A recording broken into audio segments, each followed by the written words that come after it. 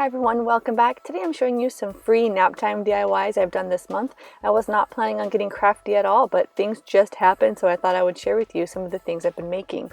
So the first thing that I did recently was make these silhouettes, and you saw these in my home tour. You're going to need a picture of your child standing at profile. Now if your children are anything like mine, taking that picture is going to be the hardest part, but eventually you'll get what you need. What you'll need for this project are an X-Acto knife, something really sharp so you can cut around the perimeter of your picture, and black poster board. Now you can get one large sheet of black poster board. I picked up this pack of 5 from Dollar Tree many moons ago, and I still had it in my craft supplies, so that's why this was basically free to me. Some additional tools that will help you are regular scissors and some tape.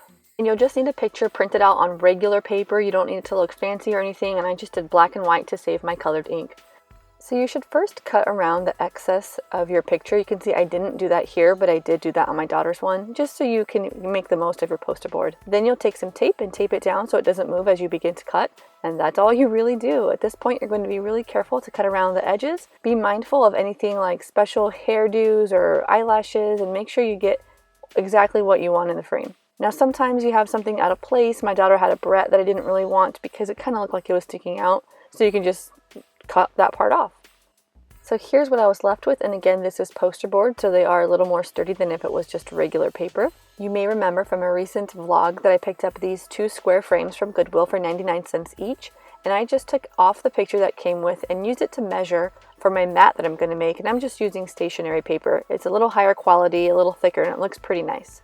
To glue it down, I used this spray glue, but I don't recommend it. It was pretty messy and it changed the finish where it touched the poster board, so just a glue stick is all you really need. Try your best to get the picture centered and then glue it down.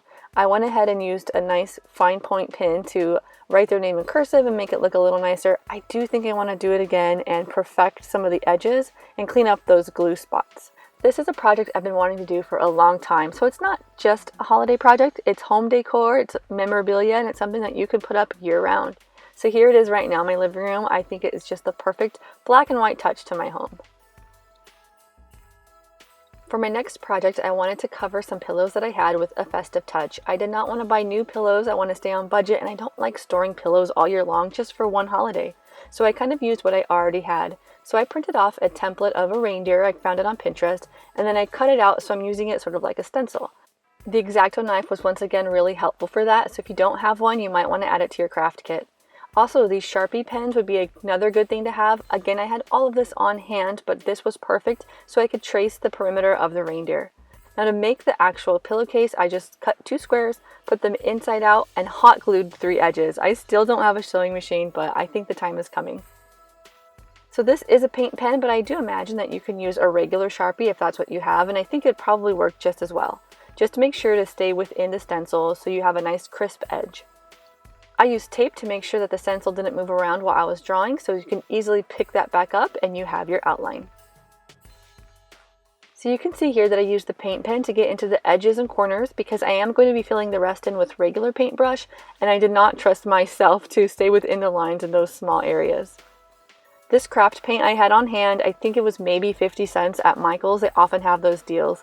And this paintbrush was something I had as well, but I do remember getting it from Joann's a while back. Because I am using canvas, it took a little bit more paint than I thought it would, but I had plenty on hand, so I just took my time and made sure to fill everything in nicely. You can do this with basically any design, anything you'd like. Now the tricky part is closing it up. Again, I'm doing no sew here, so yes, I hot glued the edges. I'll tell you how that works out for me in spring. And my last free DIY that I did was make these reusable gift sacks. I actually did this last Christmas and I had some extra fabric on hand, but all I did was hot glue some of the edges, and I'm using ribbon to tie the top, and I'm trying to go green little by little, acquiring different sustainable options for wrapping paper. I already gifted this to my daughters. These were their holiday pajamas that I gave them the day after Thanksgiving, which was the day that we decorated for Christmas. So I just used the extra fabric in these embroidery hoops that were a fail from a Goodwill challenge that I did, but now I made them useful for me, thanks to one of my viewers for the idea. So those are my simple, free, easy things that I've been doing around my home. I hope you enjoyed what you saw and maybe got an idea for something that you can do. Thank you guys for watching. I hope to see you in my next one. Bye!